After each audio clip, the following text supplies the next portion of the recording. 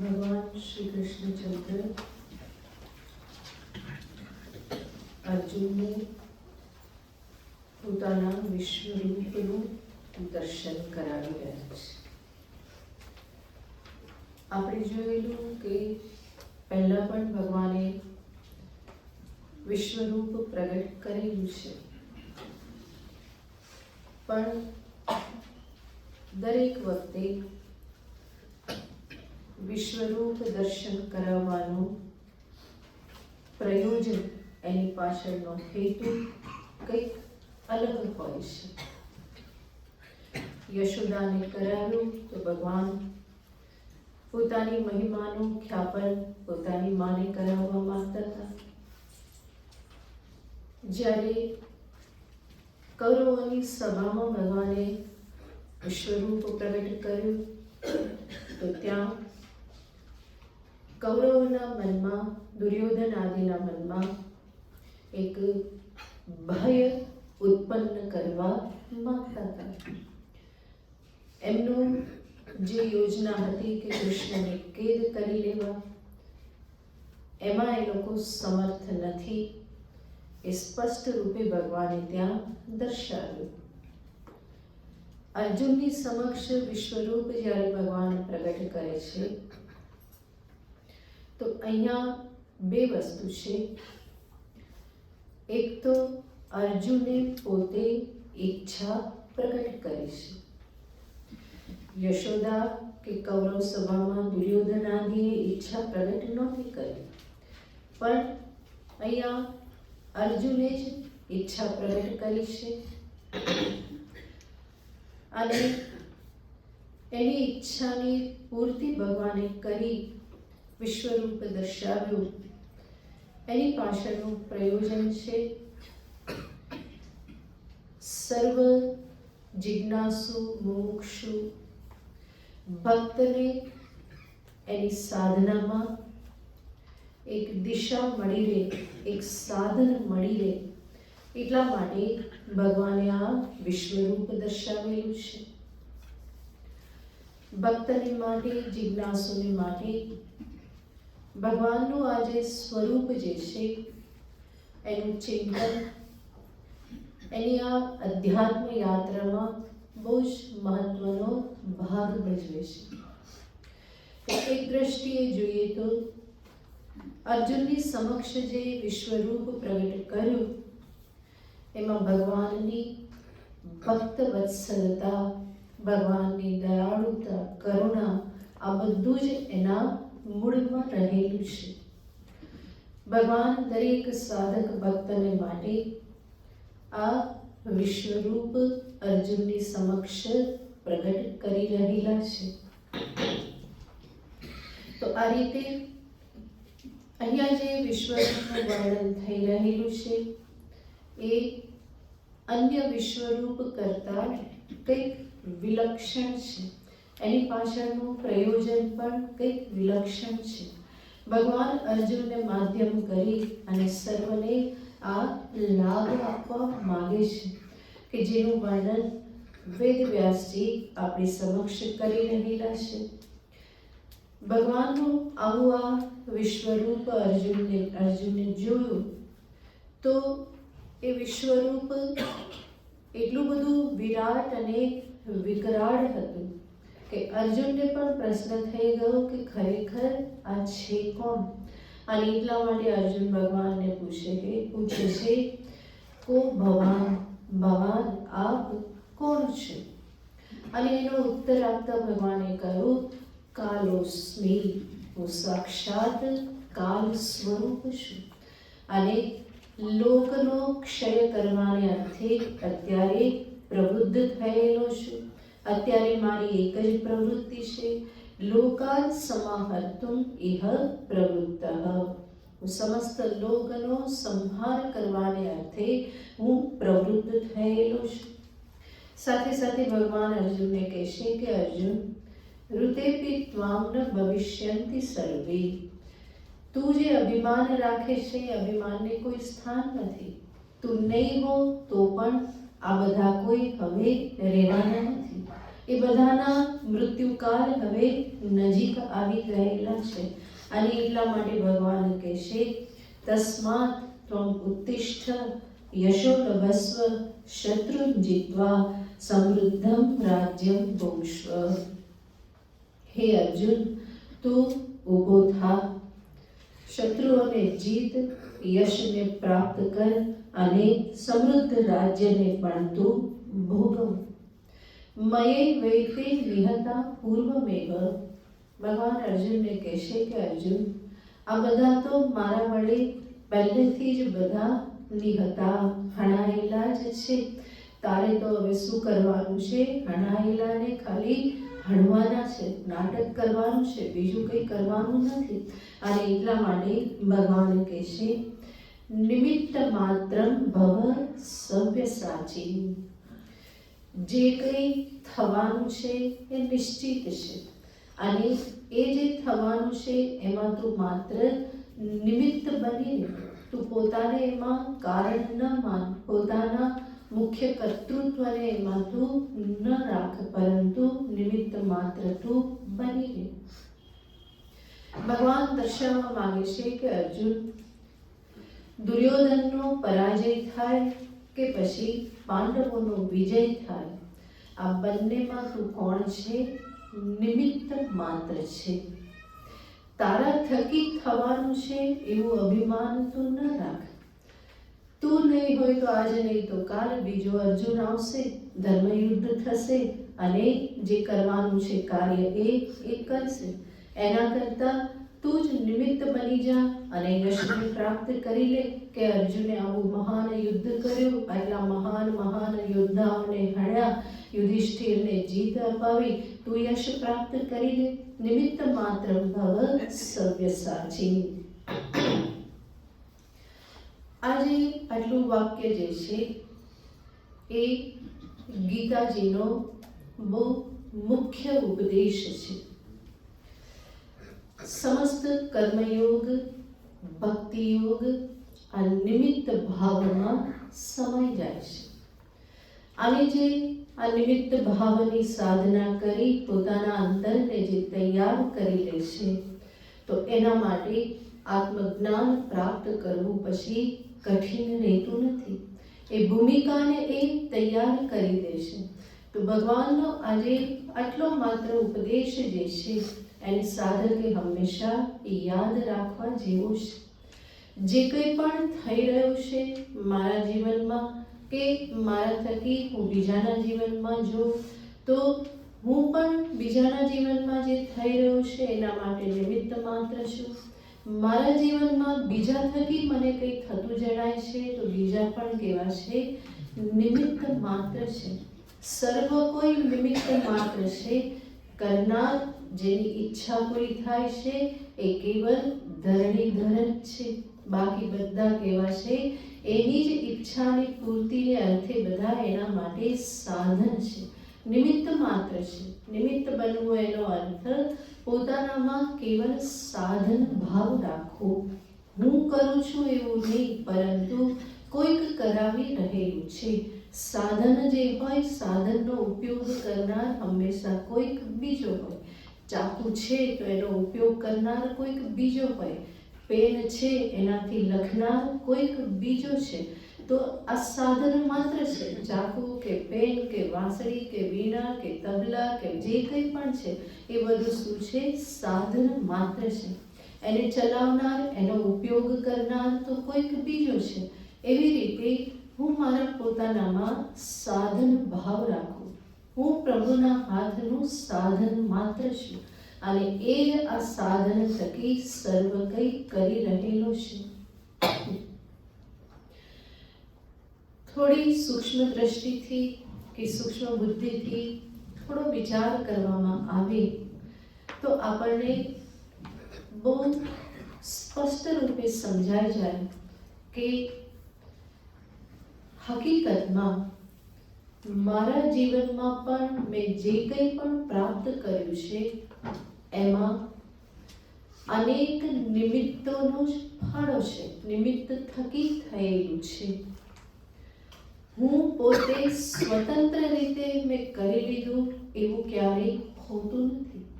એટલા માટે self made main કોઈ નથી. બધા જ કેવા છે?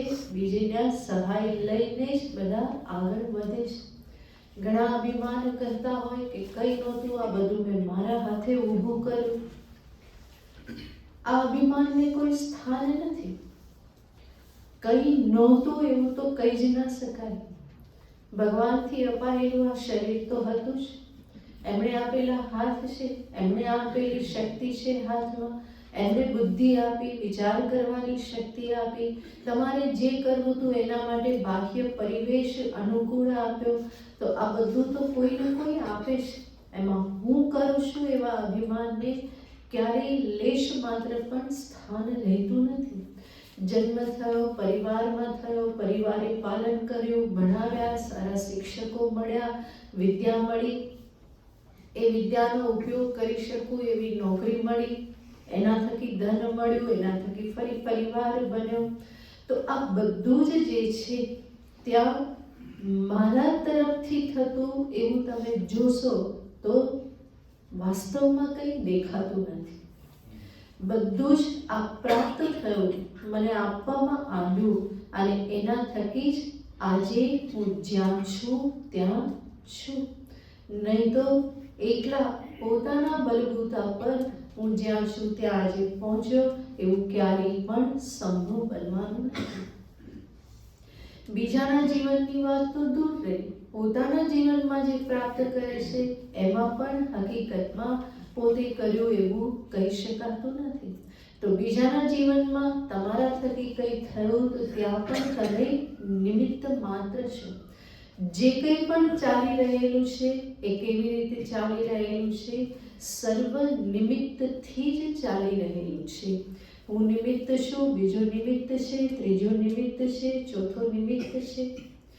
તો જે કંઈ પણ પ્રાપ્ત થાય છે એ કેવી રીતે પ્રાપ્ત થાય છે? નિમિત્તથી પ્રાપ્ત થાય છે.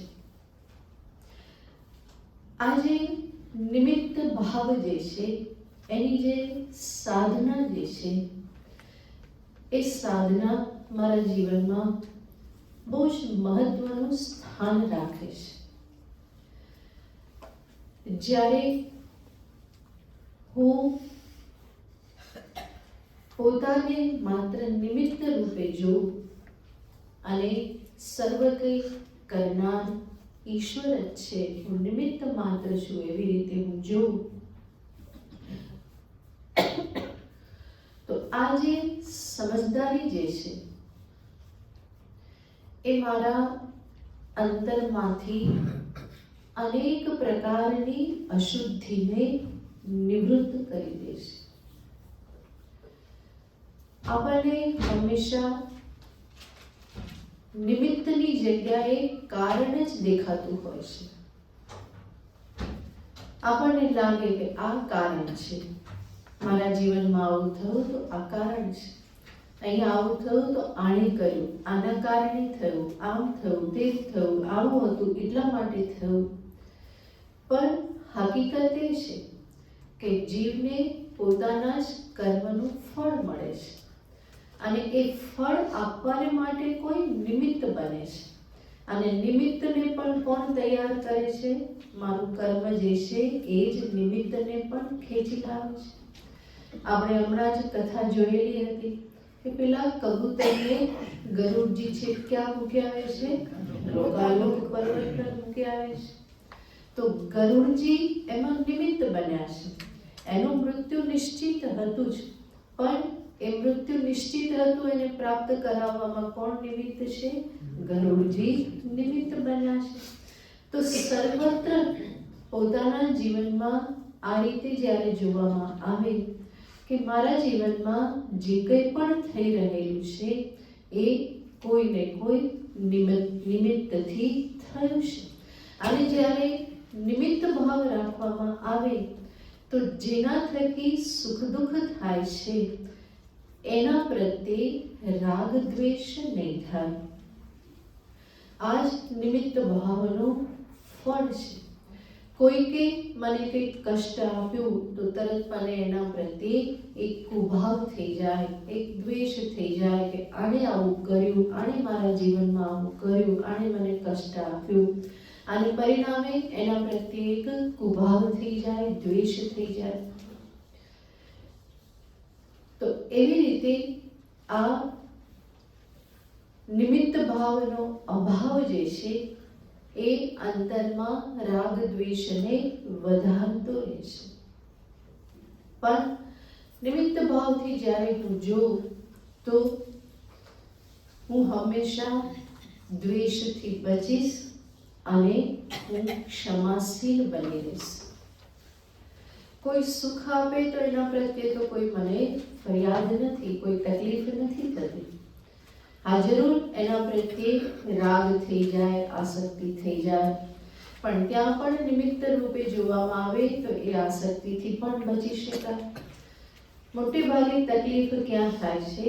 જ્યાં કષ્ટ આવે, દુઃખ આવે તો તરત જ એમ થાય કે આના કારણે મને થયું. પણ ત્યાં નિમિત્ત ભાવ રાખવામાં આવે કે હકીકતમાં મારા જ કર્મનું ફળ મને મળ્યું છે, એ તો માત્ર નિમિત્ત છે. હવા ચાલી અને પાંદડું વૃક્ષ પરથી પડી ગયું તો હવા તો શું છે? નિમિત્ત છે. હવા કોઈ સંકલ્પ કરી નથી આવતી કે આને હું હવે પાડું, તો એ નિમિત્ત માત્ર છે. એવી જ રીતે આપણા જીવનમાં ઘણી બધી હવાઓ ચાલતી હોય છે, ઘણું બધું પડી જતું હોય છે કે પછી કંઈક કષ્ટ આવી જતું હોય છે, તો એમાં પણ બધા કોણ છે? નિમિત્ત માત્ર છે. મારા જ કર્મનું ફળ છે એ નિમિત્તથી મને પ્રાપ્ત થયેલું છે. બધા જ કોણ છે? પોસ્ટમેન છે કે કુરિયર આપનારા છે, એ બધા નિમિત્ત છે. એના પ્રત્યે કોઈ રાગ દ્વેષ ન હોય તો નિમિત્ત ભાવ મને દ્વેષથી બચાવે અને મને ક્ષમાશીલ બનાવે છે. આ થયું બીજામાં જ્યારે હું નિમિત્ત જોઉં. આ જ સાધનાનું બીજું પાસું છે, પોતાનામાં પણ નિમિત્ત ભાવ રાખવો. મારા થકી જે કંઈ પણ થઈ રહ્યું છે, બીજાના જીવનમાં બીજાને મદદ કરું, બીજાને કોઈક રીતે આગળ વધારું કે જે પણ મારા થકી કંઈ થઈ રહ્યું છે, ત્યાં જો હું નિમિત્ત ભાવ રાખું તો એનું સર્વપ્રથમ એનું ફળ મળે છે કે મારું મિથ્યાભિમાન શિથિલ થાય છે. હું કરું, મેં કર્યું, મેં તને મદદ કરી, મેં તને આગળ વધાર્યો, મારા થકી તને આ પ્રાપ્ત થયું, હું ના હોત તો તું ક્યાં હોત, કોને ખબર. આવું બધું આપણે કેટલી વખત બોલતા હોઈએ છીએ. આ તો જાણે કે જીવનમાં એક ભરાઈ ગયેલું છે, લોહીમાં કણ કણમાં આવી ગયેલું છે કે જેમાં વારંવાર મનુષ્ય બળગા ફૂંકતો હોય. હું નહીં હોઉં ત્યારે ખબર પડી જશે. કોને ખબર કે ત્યારે વધારે સારું થશે. પણ બોલનારા બધા આવું જ બોલતા હોય. હું નહીં હોઉં ને ત્યારે ખબર પડી જશે, નહીં હોઉં ને ત્યારે મારી કિંમત સમજાશે. બધા જ બોલતા હોય છે. તો આ શું છે? એક પ્રકારનું અભિમાન છે. આપણે હકીકતમાં શું કરી લેવાના? આપણો પોતાનો શ્વાસ અંદર ગયેલો બહાર આવશે કે નહીં, કે બહાર ગયેલો ફરી અંદર આવશે કે નહીં, એ પણ ખબર નથી. અત્યારે જે આ હાથ ચાલી રહેલો છે એ ક્યારે ઠપ કરતો પડી જાય, લકવા થઈ જાય, ખબર પડતી નથી. એ પણ આપણા હાથમાં નથી. અંદર નાખેલું ભોજન બહુ રસપૂર્વક ખાધેલું અંદર આપણે પચાવી શકતા નથી અને એટલા માટે ઘણી વખત ગડબડ થઈ જાય છે. તો એ પચાવવાનું સામર્થ્ય આપણું નથી. અંદર ગયેલું બહાર કાઢવું એ પણ આપણા હાથમાં નથી. બધા જાણે છે, બધાને કબજિયાત થાય. જો આપણા જ હાથમાં હોત તો એ થાય જ નહીં. સંકલ્પ કર્યો અને તરત જ, પણ એવું થતું નથી. બધાને કેટલું પાછળ પડવું પડે, કેટલી હરડે ખવાઈ જાય તો પણ એ ના થાય તો ના થાય. તો એ પણ હાથમાં નથી. કઈ જ હકીકતમાં જોઈએ તો જીવના હાથમાં નથી. પોતાની આ બધી ક્રિયાઓ પણ પોતાના હાથમાં નથી. પોતાની ઇન્દ્રિયો ક્યાં જાય છે, ક્યાં જવી જોઈએ, આ પણ એના હાથમાં નથી રહેતું. તો પછી બીજાના જીવનમાં પોતે કંઈક કરી શકે છે એવું અભિમાન રાખવું એ તો સંપૂર્ણ કુબુદ્ધિ છે. કેવલ મિથ્યા અભિમાન જ છે. તો ત્યાં સમજવું રહ્યું કે હકીકતમાં હું કોણ છું? નિમિત્ત માત્ર છું. એને એના જ કર્મનું ફળ પ્રાપ્ત થઈ રહેલું છે. હા, પછી એવું નહીં કે કોઈને થપ્પડ મારી દઉં પછી શું કહું? હું તો કોણ છું? નિમિત્ત છું. તને તારા જ કર્મનું ફળ મળે છે. એવું કરશો તો સામે બે ખાવાની તૈયારી રાખો. પછી એ પણ શું કહેશે? હું પણ કોણ છું? નિમિત્ત છું. તો આવી રીતે જોવાનું નથી. તમે બધા સમજો જ છો કે નિમિત્ત ભાવને કેવી રીતે જોવાનું છે. કોઈના જીવનમાં આપણે કંઈ મદદ કરીએ, એનાથી એને કંઈ સારું થાય તો એનાથી જીવનમાં શું આવતું હોય છે? અભિમાન આવતું હોય છે. મેં આટલાને મદદ કરી, મેં આટલાને આગળ વધાર્યા, આ બધું અભિમાન, મિથ્યાભિમાન છે. તો તો જ્યાં નિમિત્ત ભાવને નિરંતર યાદ કરવામાં આવે પ્રભુ સ્મરણ પૂર્વક, તો એ નિમિત્ત ભાવ મારા મિથ્યાભિમાનને શિથિલ કરે છે, અહંકારને શિથિલ કરે છે. એટલું જ નહીં, આ નિમિત્ત ભાવની સાધના મારા કર્તૃત્વને પણ શિથિલ કરે છે. આગળ જતા મારે મારા આ કર્તા સ્વરૂપને જ સમજવાનું છે. આ કર્તૃત્વમાંથી જ મુક્ત થવાનું છે. કર્તૃત્વ ભોક્તૃત્વ લક્ષણ સંસારઃ, તો એમાંથી મુક્ત થવાનું છે. તો નિમિત્ત ભાવની સાધના મને આગળ જતા અકર્તા એવા મારા સ્વરૂપને સમજવામાં સહાયભૂત થાય છે.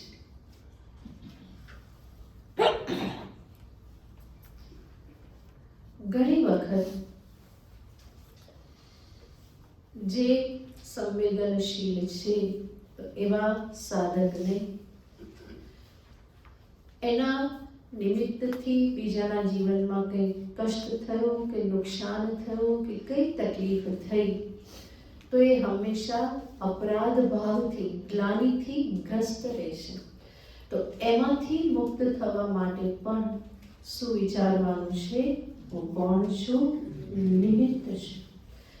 ચાય કરીને ખોટું કરતા રહીએ અને નિમિત્ત ભાવ બોલતા રહીએ એવું નહીં, પણ જે કંઈ પણ થઈ ગયું છે, અજાણતા કોઈને નુકસાન થઈ ગયું, કોઈને કષ્ટ અપાઈ ગયું, એના જીવનમાં કંઈક આગળ જતા રહી ગયો, એવું કંઈક અપરાધ થઈ ગયો છે અને એના કારણે સાધક ગ્લાનિ અનુભવતો હોય, તો ત્યાં પણ ભગવાન આજે દર્શાવે છે એ નિમિત્ત ભાવને અંતરમાં ધારણ કરી અને એ ગ્લાનિથી છૂટી શકે.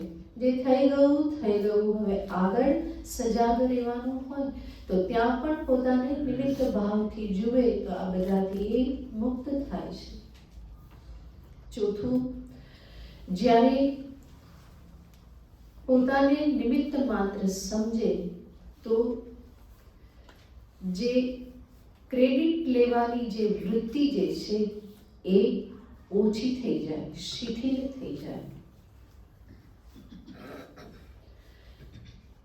હંમેશા બધાનો પ્રયત્ન શું રહેતો હોય છે? ક્રેડિટ મને મળે. ટીમ વર્ક હોય અને છતાં પણ શું થાય? વાહ કોની થાય? મારી થાય. તો આ ક્રેડિટ લેવાની વૃત્તિ એ પણ મનુષ્યમાં બહુ જ પાવરફુલ છે. એપ્રિશિએશન મળે, ક્રેડિટ મળે અને ના મળે તો એ હેરાન થઈ જતો હોય છે. એના કારણે ડિપ્રેશન, ફ્રસ્ટ્રેશન આ બધું આવ્યા કરે. કોઈ મને સમજતું નથી, મને કોઈ ગંભીરતાથી લેતું નથી, બધા માટે કેટલું કર્યું, આખું જીવન ફના કરી દીધું, પણ કોઈની કિંમત નથી. તો હંમેશા એને ભૂખ શું રહેશે? મને ક્રેડિટ મળે, હું જે કંઈ પણ કરું એ એપ્રિશિએટ કરવામાં આવે, તમે બહુ સરસ કર્યું, તમારા થકી થયું, વાહ, પીઠ હંમેશા મારી થબડાય. પણ હકીકતમાં કાર્ય કોઈ કેવી રીતે થયું હોય? ટીમ વર્ક હોય. અને આમ પણ આપણે જોઈએ તો બધું કામ કેવું છે? એ ટીમ વર્ક જ છે. જીવ સંપૂર્ણપણે એકલો આ જગતમાં પોતાની રીતે ક્યારેય એનું જીવન એ જીવી શકતો નથી. સવારે ઉઠતાની સાથે બ્રશ કરો, ટૂથપેસ્ટ જોઈએ, ટૂથબ્રશ જોઈએ, પાણી જોઈએ, આ બધું ક્યાંથી આવ્યું? એક ટૂથબ્રશ બનાવવામાં કેટલું બધું લાગેલું છે. ફેક્ટરીઓ છે, ત્યાં મજૂરો છે, પાણી મારી પાસે આવે છે. ટૂથપેસ્ટ બનાવવામાં પણ ઘણું બધું લાગેલું છે. તમે કહો અમે તો એ નહીં કરીએ, અમે તો દાંતણ કરીએ, તો પછી બાવળ લીમડો બધા વાવ્યા કોણ અને આવડા મોટા થયા કેવી રીતે? એ દાંતણ કરો તો પણ સમસ્ત પ્રકૃતિનો એમાં ફાળો છે. કંઈ પણ તમે વિચાર કરશો તો એમાં સમસ્ત પ્રકૃતિનો, અનેક જીવોનો ફાળો છે. તમે જે કપડાં પહેરો છો, નાતી વખતે સાબુ વાપરો છો, શેમ્પુ વાપરો છો, ટુવાલ વાપરો છો, તેલ નાખો છો, ક્રીમ વાપરો છો, કાસ્કો વાપરો છો, બધી જ વસ્તુઓ તમે જોશો તો એમાં કેટલા બધા લોકો લાગેલા છે. એમાંથી કોઈ એક વસ્તુ તમે એકલા ઉત્પન્ન કરેલી નથી. એ ક્યાંક ઉત્પન્ન થાય છે, મશીનરી છે, લોકો છે, કોઈની બુદ્ધિ છે, જેના થકી એ મારી પાસે આવે છે. થાળીમાં દાળ ભાત શાક રોટલી આવી જાય છે, ખાઈ લઈએ છીએ, પણ વિચાર કરીએ તો એની પાછળ કેટલા લાગેલા છે. ઘઉંને ઉગાડવામાં, બાજરીને ઉગાડવામાં, શાકભાજી ઉગાડવામાં, દાળ ઉગાડવામાં, એ છેક મારી પાસે પહોંચી અને ફરી હું બનાવી શકું તપેલીમાં કે કુકરમાં. આ બધું જ શેના કારણે? કંઈક બીજું છે. મારા થકી થાય એવું ક્યારેય હોતું જ નથી. સવારે ઉઠું કે રાત્રે સૂવું ત્યાં સુધી હું જે કંઈ પણ જીવન જીવું છું એમાં કેટલો બધો પ્રકૃતિનો, જીવોનો, અનેક મનુષ્યોનો બધાનો ફાળો છે. અને એટલા માટે હું ક્યારેય એવું ના કહી શકું કે આજનો દિવસ તો હું સંપૂર્ણપણે મારા થકી જીવ્યો, એવું ક્યારેય કહી શકાય નહીં. તો જીવનનો જેમ જેમ વિચાર કરતા જાઓ એમ એમ આ જે ક્રેડિટ લેવાની વૃત્તિ જે છે એ શિથિલ થતી જશે અને દરેક જગ્યાએ કોણ જણાશે? આ તો પ્રભુ થકી પ્રાપ્ત થયું, આ તો ઈશ્વરે જ કર્યું, એની શક્તિ થકી થાય છે. હું તો કોણ છું? માત્ર નિમિત્ત છું. તો આ ક્રેડિટ લેવાની વૃત્તિ, એપ્રિશિએશન માટેની ભૂખ, આ બધું કેવી રીતે છૂટે છે? નિમિત્ત ભાવથી. ભગવાનને જુઓ, હું તો કોણ છું? હું માત્ર સાધન છું. સૂર તો કોણ રેલાવે? એ જ રેલાવે છે. હું તો માત્ર સાધન છું, છિદ્રોવાળું સાધન છું, બીજું કોઈ સાધન છું. વગાડનાર તો એ જ છે. એ જ્યાં સુધી ફૂંક ના ભરે ત્યાં સુધી આ જે પૂતળું જે છે એ ઊભું રહે છે, અને એનું ફૂંક ભરવાનું સમાપ્ત થઈ જાય તો ઠપ થઈ જાય છે. તો પોતાનું શરીર, પોતાનું મન, પોતાની ઇન્દ્રિયો આ પણ સંપૂર્ણપણે મારા કંટ્રોલમાં નથી તો બીજું તો ક્યાંથી હોય? તો સમસ્ત જગતનું જે કંઈ પણ વ્યવહાર આદિ જે કંઈ પણ છે એ બધાની પાછળ એક ઈશ્વર ઈચ્છા કામ કરે છે. એની ઈચ્છામાં મારી ઈચ્છા ભેળવી દેવી, એમાં જ ભક્ત, જિજ્ઞાસુ કે મુમુક્ષુનો વિવેક પ્રગટ થાય છે. એના હાથને જોતા રહેવું. એ 1000 હાથ વાળો છે, મારા હાથને પણ હાથ બનાવનાર કોણ છે? એ જ છે. એ શક્તિ આપનાર એ જ છે. તો ફરી ફરીને આવી રીતે નિમિત્ત ભાવને જીવનમાં લાવવાનો હોય. આવો આ નિમિત્ત ભાવ જે છે એ સાધકને એવી કક્ષાએ પહોંચાડી દે છે કે પછી એના માટે આત્મજ્ઞાનની સાધના એ બહુ સરળ થઈ જાય છે. જ્ઞાન માટે એને પછી બહુ વિશેષ પ્રયત્ન કરવો પડતો નથી. એ બહુ આસાનીથી જોઈ શકે છે કે હું અકર્તા, અભોક્તા, આત્મ સ્વરૂપ જ છું. જે કંઈ પણ છે એ ઉપાધિ દ્વારા માત્ર થઈ રહેલું છે. તો આ કક્ષા સુધી પહોંચાડનાર આ સાધના છે. સાધકના જીવનમાં આ નિમિત્ત ભાવની સાધનાનો એક પ્રોજેક્ટ હોવો જોઈએ. હું આજથી પોતાને કેવી રીતે જોઈશ? નિમિત્ત રૂપે જ હું જોઈશ. જ્યાં પણ અભિમાન આવે, મિથ્યાભિમાન આવે, જ્યાં પણ ક્રેડિટ લેવાની વૃત્તિ આવે, જ્યાં અપરાધ ભાવ આવે, દ્વેષ થાય, જે કંઈ પણ થાય, દરેક વખતે હું શું યાદ કરું? નિમિત્ત માત્ર છે. હું પણ નિમિત્ત છું, બીજી વ્યક્તિ પણ નિમિત્ત માત્ર છે. આ વાક્ય જે છે ને એને બરાબર લખીને કે ટાઈપ કરીને ઘરમાં 2-3 જગ્યાએ રાખી દેવું જોઈએ. એટલે જેટલી વખત નજર જાય એટલી વખત ખ્યાલ તો આવશે. ક્યાંક અટવાઈ ગયા અને તરત જ નજર સામે શું પડ્યું? નિમિત્ત માત્ર ભવ. ભગવાનની આ આજ્ઞા છે, ઉપદેશ છે. તો નિમિત્ત માત્ર બની રહે. રસોડામાં, બેડરૂમમાં, લિવિંગ રૂમમાં, ઓફિસમાં, બધી જગ્યાએ આ વાક્ય લખીને રાખી દેવું જોઈએ. ભૂલાઈ જાય તો તરત જ ફરી પાછું સામે આવી જાય. ફોનમાં પણ ક્યાંક લોક સ્ક્રીન કે ઓપન સ્ક્રીન પર ક્યાંક રાખી દેવું જોઈએ, કારણ કે એને તો તમે વારંવાર યુઝ કરવાના છો. એટલા માટે જેવું ખોલો તો શું દેખાય? નિમિત્ત માત્ર ભવ. એટલા માટે કદાચ ફોન કરતા હશો કોઈને કહેવા માટે કે જો આ મારા થકી થયું, તરત એ હવા નીકળી જશે. અથવા તો કોઈને કહેવા માટે ફોન કરતા હતા આવું કેમ કર્યું, મને આમ નુકસાન થયું, એ આક્રોશ પણ બધો નીકળી જશે, કારણ કે પહેલા જ ઇન્જેક્શન લાગી જશે. ખરું? નિમિત્ત માત્ર ભવ, તો બધી હવા નીકળી જાય. અને આ કરવું જ રહ્યું. અધ્યાત્મ પથે જે આગળ વધવા માંગે છે એને આ કરવું જ રહ્યું. કોઈ વિકલ્પ નથી એનો કે આના બદલે આ કરી લઈશું, આ નહીં કરે તો ચાલશે, કારણ કે સર્વ કર્મયોગ પણ આમાં સમાયેલો છે. ભગવત શરણાગતિ પણ આમાં જ સમાયેલી છે. એટલે જ પહેલા કહ્યું કે સાધન રૂપે કર્મયોગ ભક્તિ યોગનું આ મુખ્ય સ્વરૂપ છે કે સાધક મુમુક્ષુ હંમેશા શું સામે રાખે? નિમિત્ત ભાવને સામે રાખે. મિથ્યાભિમાનથી બચે, ખોટા હુંકારથી હંમેશા બચતો રહે. સાધન ભજનમાં પણ હંમેશા શું રાખે? ઈશ્વર કૃપાથી આ થઈ રહ્યું છે. મેં આટલા જપ કર્યા અને મેં આટલું ધ્યાન કર્યું, આપણી શું વિષાદ? ભગવાન કરાવે તો જ થાય, એમની કૃપા હોય તો જ થાય. બાકી તો દરેકનો અનુભવ છે, ઘણી મહેનત કરવા છતાં પણ એ મન નથી માનતું તો નથી જ માનતું.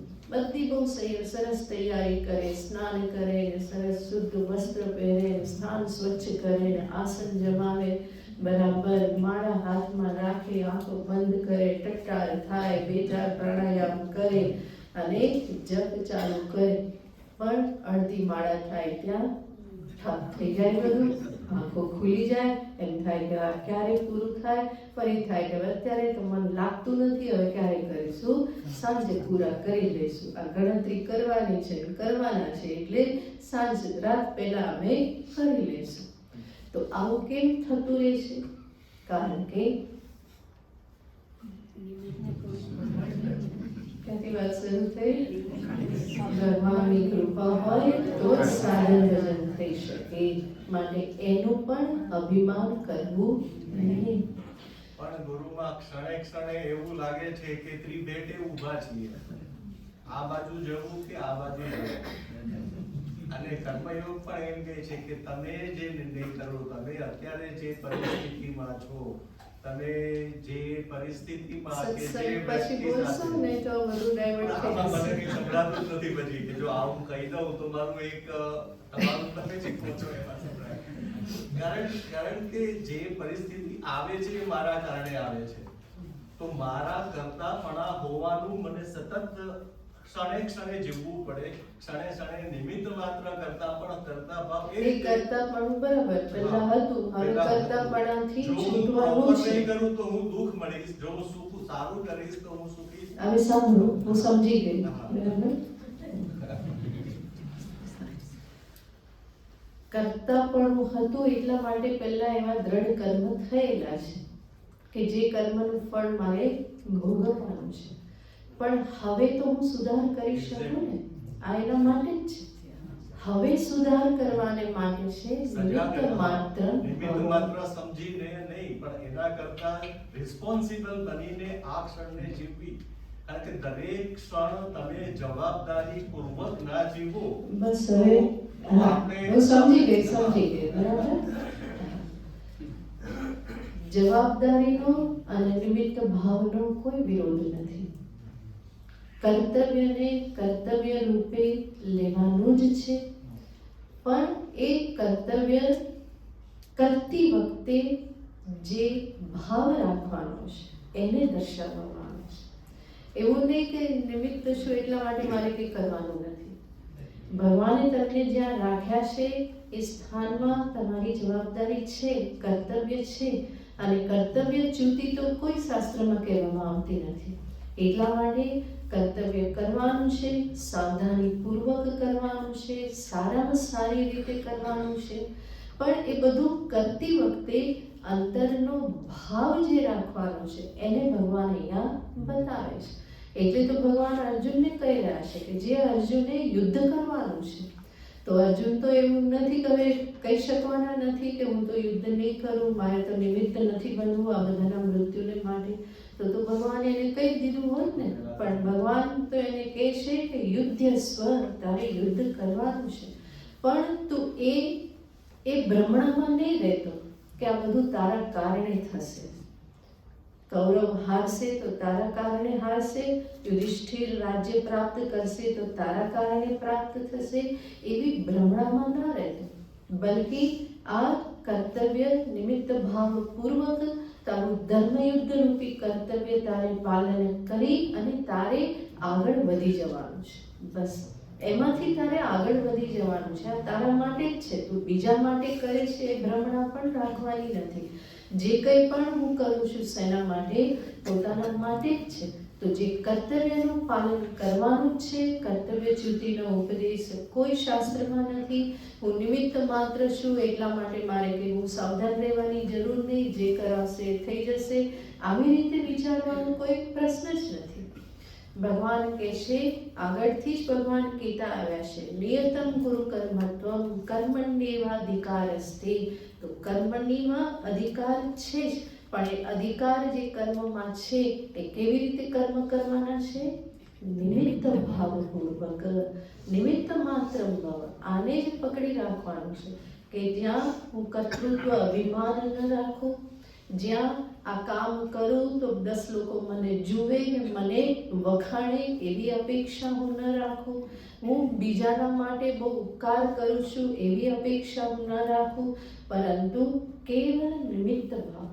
ભગવાને આ કર્તવ્ય આપેલું છે, એ કર્તવ્ય મારે સારામાં સારી રીતે નિભાવી ભગવાનના હાથનું સાધન બની અને મારે આધ્યાત્મિક ઉન્નતિ કરી લેવાની છે. ભગવાન આજ અહીંયા કહેવા માંગે છે, ફરી તો કર્મ કરવાનું છે, સરસ કરવાનું છે, પૂરી સાવધાની સાથે કરવાનું છે, પણ એ કર્મ કરતી વખતે શું વિચાર રાખવાનો છે? ભાવ શું રાખવાનો છે? હું નિમિત્ત માત્ર છું.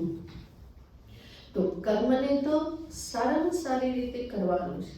ગુરુમાં પ્રવચન કરે છે અહીંયા તો એ પણ આગળથી વાંચીને આવતા હોય કે ભાઈ આજે આ વિષય છે અને આવી રીતે પ્રતિપાદિત કરવાનું છે, લોકોને આવી રીતે સમજાવવાના છે. તો એવી રીતે તો ના હોય હવે ભગવાન મને નિમિત્ત બનાવે, ત્યાં જઈને બેસે, જે બોલાવશે ચાલશે. જરૂર બોલાવે છે એ જ, બીજું કોઈ બોલતું નથી, એ જ બોલાવે છે. પણ એ નિમિત્ત ભાવ રાખવાના પહેલામાં કર્તવ્ય પ્રત્યે બેદરકારી ન હોય, પણ નિમિત્ત બનીને પણ જે કરવાનું છે કેવી રીતે કરવું? સારામાં સારી રીતે કરું. નિમિત્ત રૂપે પણ હું સારામાં સારી રીતે કરું. તો ભગવાનને તો એ જ ગમે છે. નિમિત્ત છે એટલા માટે ઢીલા ઢાલા રહીએ એવું ના હોય, બલ્કિ નિમિત્ત રૂપે પણ હું કેવી રીતે કરું? સારામાં સારી રીતે કરું. ભગવાન અર્જુનને એ જ કહે છે, બરાબર? તો કર્તવ્ય કરવાનું છે, કર્મ કરવાનું છે, જવાબદારીઓ નિભાવવાની છે, પણ જવાબદારીનો એવો બોજો ના રાખો. જવાબદારી નિભાવવાની છે, પણ સાથે સાથે એ પણ યાદ રાખવું કે આ જવાબદારી નિભાવવાનું સામર્થ્ય, બુદ્ધિ આ બધું કોણ આપે છે? ઈશ્વર જ આપે છે. હું તો કેવળ નિમિત્ત છું. ટાંકી તો ક્યાંક છે, હું તો કોણ છું? નળ છું. પાણી તો ક્યાંક ભરેલું છે અને નળ કે પાઇપલાઇન એ નિમિત્ત બને છે એ જળને મારા સુધી લાવવા. એવી રીતે આપણે સર્વ કોણ છીએ? નિમિત્ત છીએ. દરેકના પોતાના કર્મ છે, એનું ફળ એને પ્રાપ્ત કરવાનું છે અને એ ફળ પ્રાપ્ત કરાવવામાં બધા એકબીજા માટે શું બને છે? નિમિત્ત બને છે. સ્પષ્ટ? ક્લિયર? ભગવાન અહીંયા સાધકને માટે આ સાધના રૂપે જ દર્શાવે છે. અર્જુન તો નિમિત્ત માત્ર છે અને એને નિમિત્ત બનાવીને ઉપદેશ શું આપ્યો? સર્વ સાધકને કહ્યું કે જીવનમાં નિમિત્ત માત્ર બની રહો. જે થવાનું છે થવાનું છે, પણ જે થવાનું છે એમાં પ્રભુ મને નિમિત્ત બનાવે છે અને એ એમની કૃપા છે.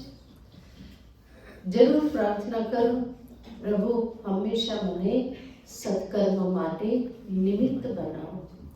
બીજાના જીવનમાં અંતરમાં સુખ પ્રાપ્ત થાય એના માટે મને નિમિત્ત બનાવો. જરૂર પ્રાર્થના કરો, પણ નિમિત્ત ભાવ ન જવો જોઈએ. નિમિત્ત બનાવો સત્કર્મ માટે, સુખને માટે, બીજાને ઉપર ઉઠાવવાને માટે. આ બધા માટે હું કોણ બની રહું? નિમિત્ત બની રહું. કારણ કે અંતે તો કરનાર કરાવનાર કોણ છે? ઈશ્વર જ છે. બીજો કોઈ છે નહીં કે જે કરે, અને બીજો કોઈ છે નહીં કે જે મારી પાસે કરાવે. એક ઈશ્વર જ છે કે જે કરે છે, કરાવે છે. બંને પ્રકારનું કર્તૃત્વ, એક કહેવાય મુખ્ય કર્તૃત્વ અને બીજું કહેવાય ગૌણ કર્તૃત્વ. મુખ્ય કર્તૃત્વ જેવી રીતે રાજા હોય તો ઓર્ડર આપે, યુદ્ધ કરવાનું છે અને સેનાને મોકલે. તો આમાં મુખ્ય કર્તૃત્વ કોનું છે? રાજાનું છે.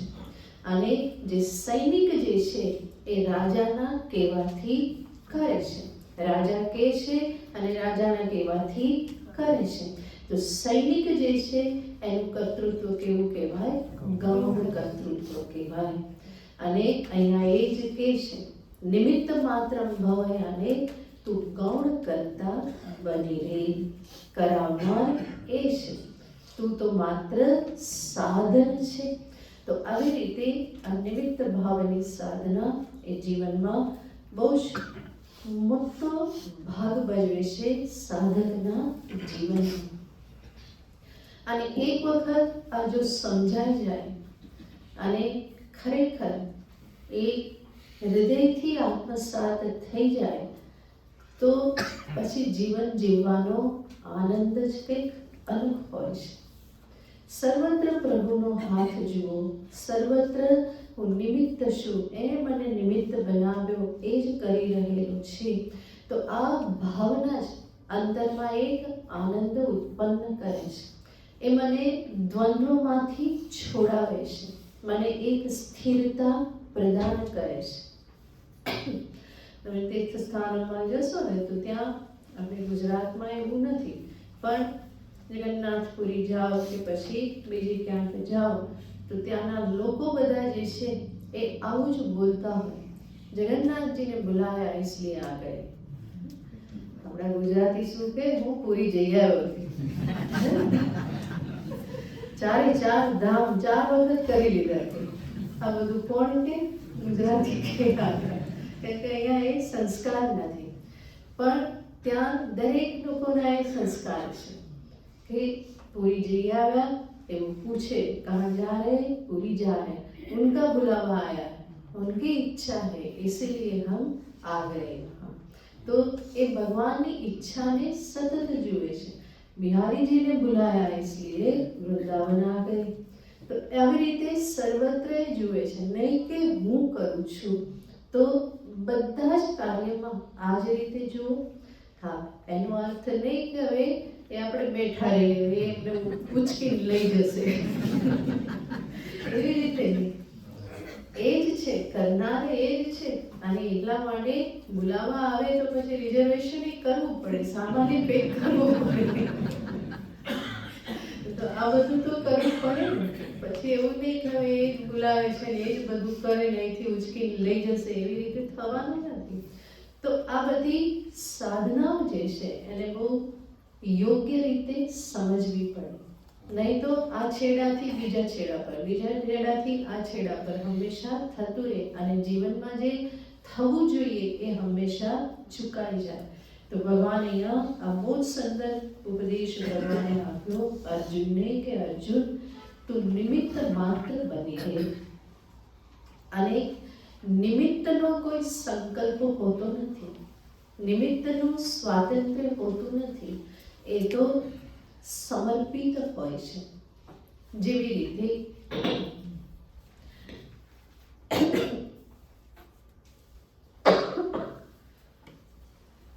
પોસ્ટમેન કે કોરિયર વાળો આવે તો એની પાસે સ્વાતંત્ર્ય નથી કે તમારી ટપાલ બીજાને આપી દે, કે પછી એનો સંકલ્પ નથી કે હવે આ મારે આને આપવાનું છે, કરિષ્યામિ મમ પાર્થ સમસ્ત એ જે કરે તેને ત્યાં જ પહોંચાડવાનું છે.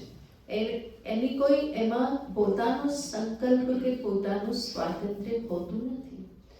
એવી રીતે અહીંયા પણ જ્યારે ભગવાન કહે છે નિમિત્ત માત્ર ભવ, તો ભગવાન આ જ કહે છે કે તું ગૌણ કરતા બની રહે, તારા પોતાના સંકલ્પો કે તારા સ્વાતંત્ર્યને સ્થાન નથી, એની જગ્યાએ તું કોને જો? ઈશ્વરને જોતો થા. તો આવી રીતે આ ફરીને સ્મરણ કરી અને કરવા જેવી સાધના છે. આ નિમિત્ત ભાવની સાધના જે છે એ મને સતત ઈશ્વરની સાથે જોડી રાખે છે. અને જ્યારે હું સતત ઈશ્વરની સાથે જોડાયેલો તો સ્વાભાવિક જ મારું અભિમાન જે છે એ માથું નહીં ઉચકે. જેટલા ઈશ્વરને ભૂલ્યા એટલું જીવનું અભિમાન તરત ઉપર આવી જવાનું, પણ જેટલા ઈશ્વર યાદ રહ્યા એટલી વખત એ અભિમાનનો ચાન્સ રહેતો નથી. તો ઈશ્વરથી વિમુખ થયા તો આ બધું આવી પડે. નિમિત્ત ભાવ મને હંમેશા ઈશ્વરથી અભિમુખ રાખે છે, એની સાથે જોડાયેલો રાખે છે, અને એના પરિણામે જીવનમાં એક નમ્રતા, એક આનંદ, એક પ્રસન્નતા, એક નિર્મલતા આ જીવનમાં હંમેશા બની રહેશે. તો ભગવાન આવી સુંદર સાધના અહીંયા દર્શાવી રહેલા છે. નિમિત્ત માત્ર ભવ સવ્યસાચી. હમણાં કહ્યું એમ અને એક પ્રોજેક્ટ જીવનમાં બનાવીને રાખવાનું છે. રોજ સાંજ પડે ફરી યાદ કરો કે મારો નિમિત્ત ભાવ કેટલો જાગૃત રહ્યો અને કેટલી વખત અભિમાન આવી ગયું. સવારે ઉઠો, ભગવાનને પ્રાર્થના કરો કે પ્રભુ આજનો દિવસ હું મારા અંતરમાં આ નિમિત્ત ભાવ ધારણ કરી શકું. હું સત્કર્મ માટે, સદવિચાર માટે, સત્પ્રવૃત્તિ માટે, બીજાને સુખ આપવાની માટે હું નિમિત્ત બનું. કોઈના દુઃખ માટે હું નિમિત્ત ન બનું. હંમેશા સર્વને સુખ પ્રદાન કરું, શાંતિ પ્રદાન કરું. એના માટે મને નિમિત્ત બનાવો. તો આવી રીતે સવારમાં પ્રાર્થના કરો. પછી દુઃખ માટે નિમિત્ત બની જશો, જે બનવાના છો એ, પણ એના માટે પ્રાર્થના તો ના હોય ને કે કોઈને દુઃખ આપવા માટે પણ મને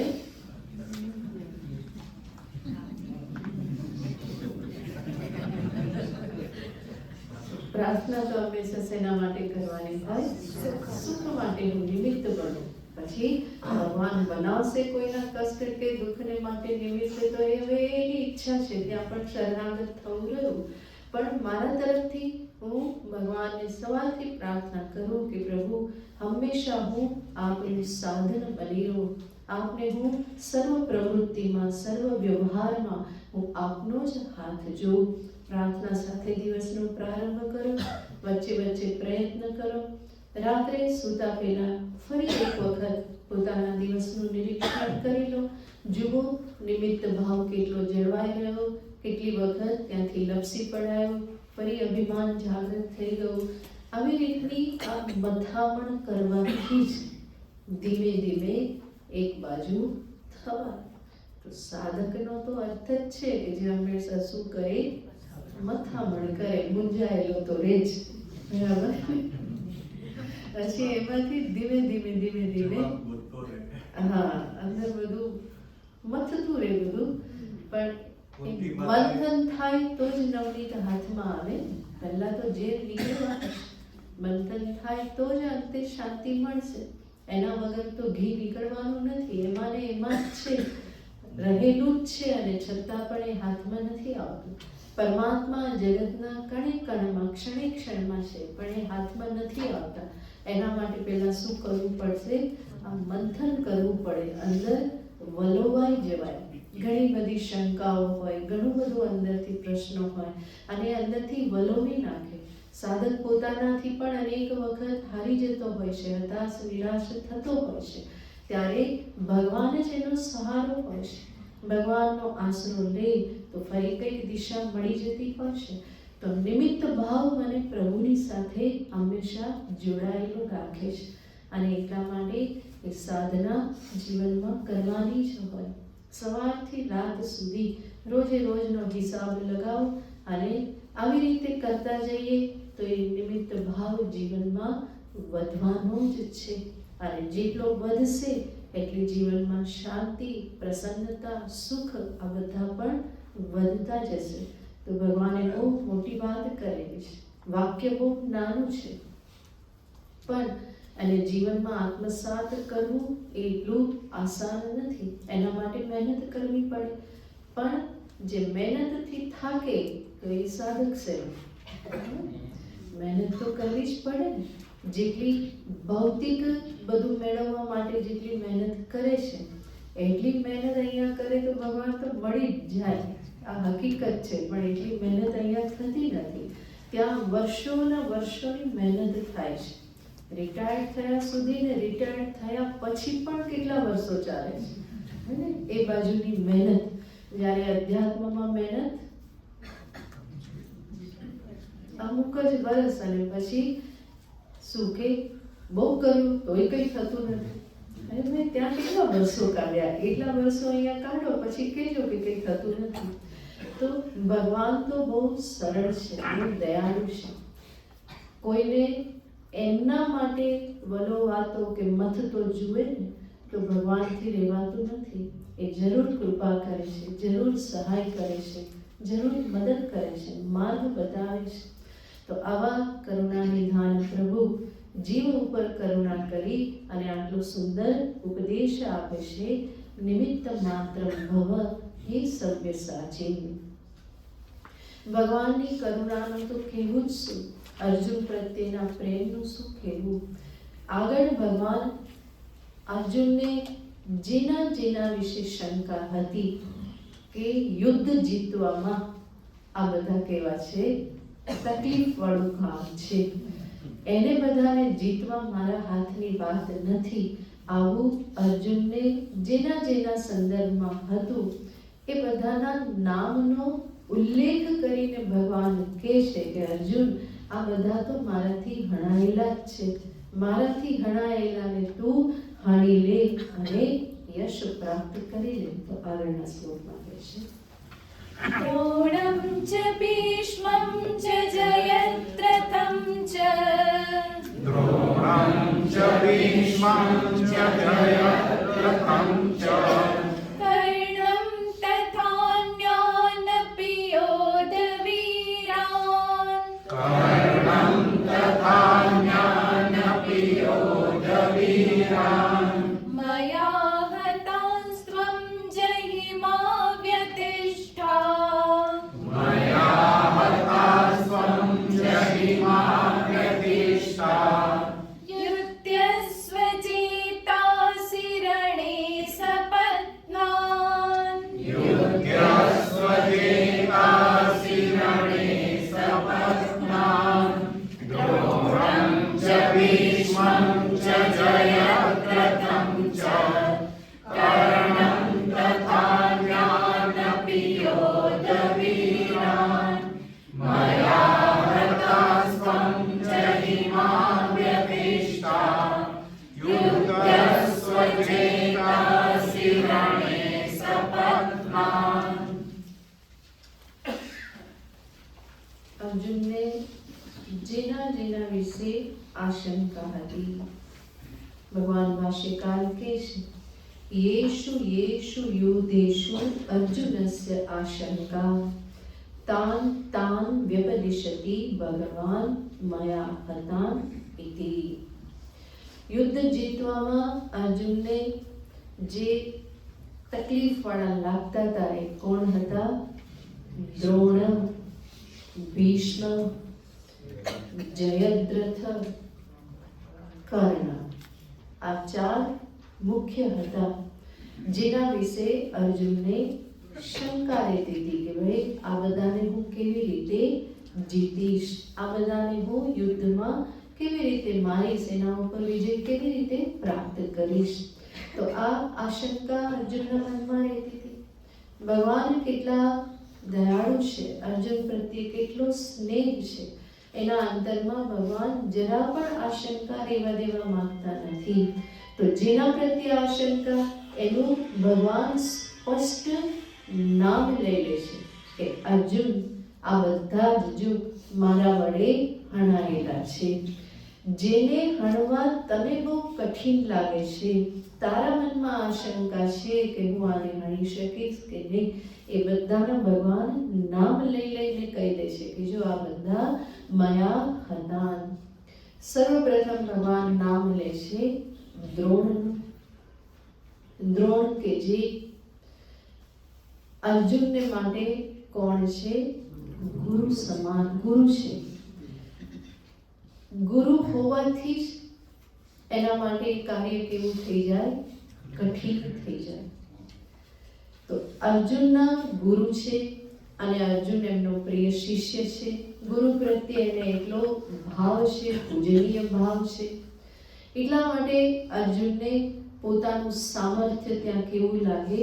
ઓછું લાગે. એટલું જ નહીં, અર્જુન પાસે જે વિદ્યા આવેલી છે બધી કોની પાસેથી આવી છે? દ્રોણ પાસેથી. તો જે અર્જુન જાણે છે દ્રોણાચાર્ય જાણે જ છે, અને જે અર્જુન જાણે છે એને ફરી પાછા એ શસ્ત્રને બધાને કેવી રીતે કાપવા, એનું વિરોધી કેવી રીતે ચાલવવું, એ બધું દ્રોણાચાર્ય જાણે છે. એટલા માટે પણ અર્જુનને શંકા છે કે આ દ્રોણને કેવી રીતે જીતવા.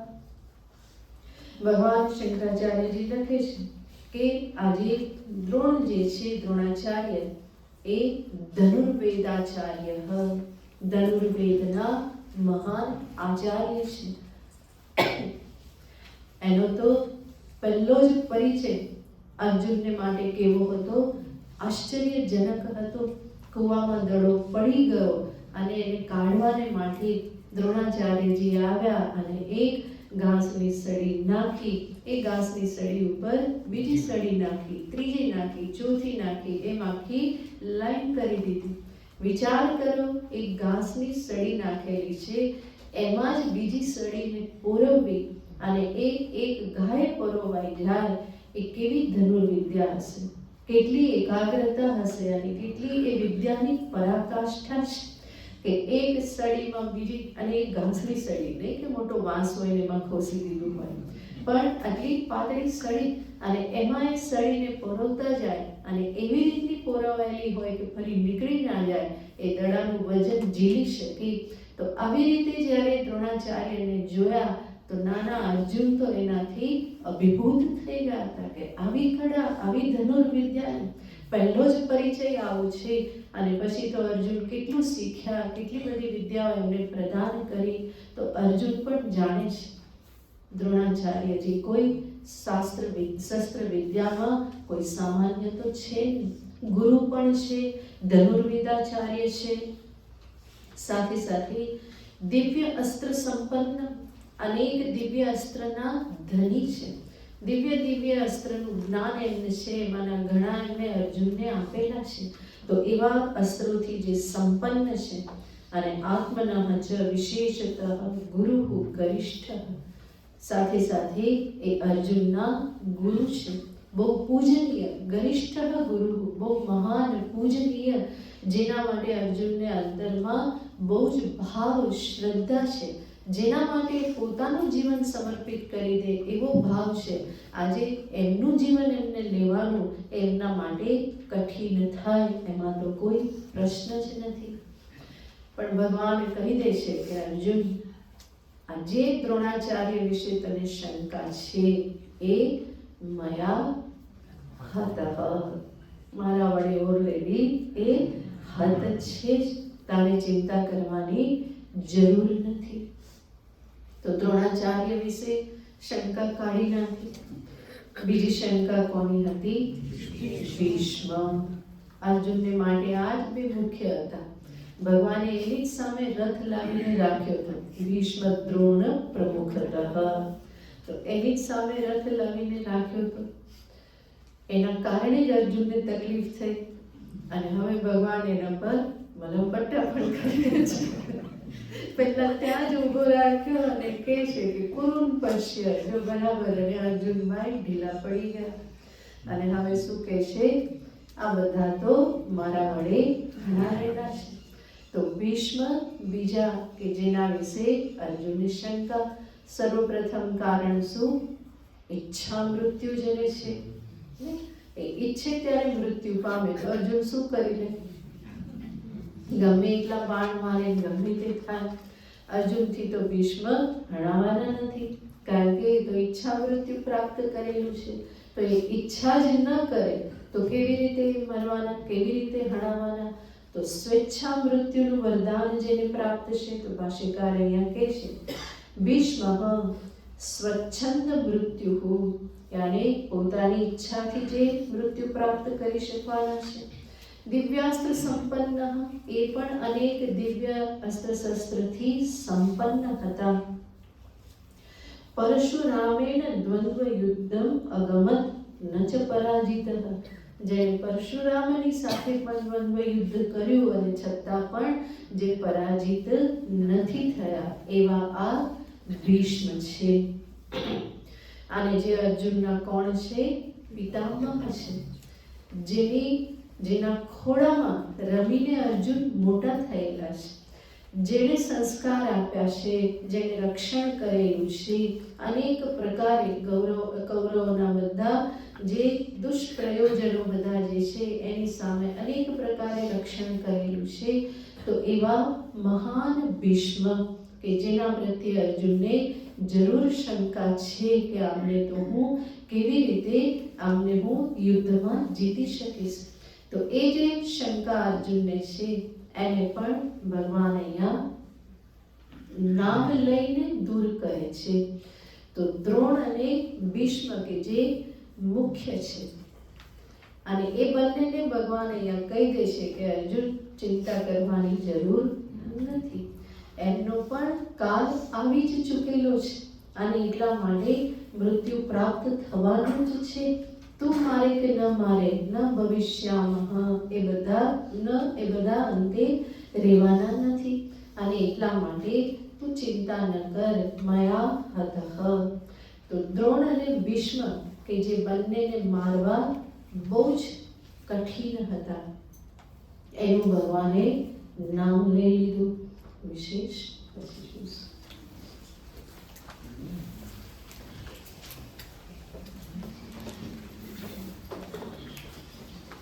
ઓમ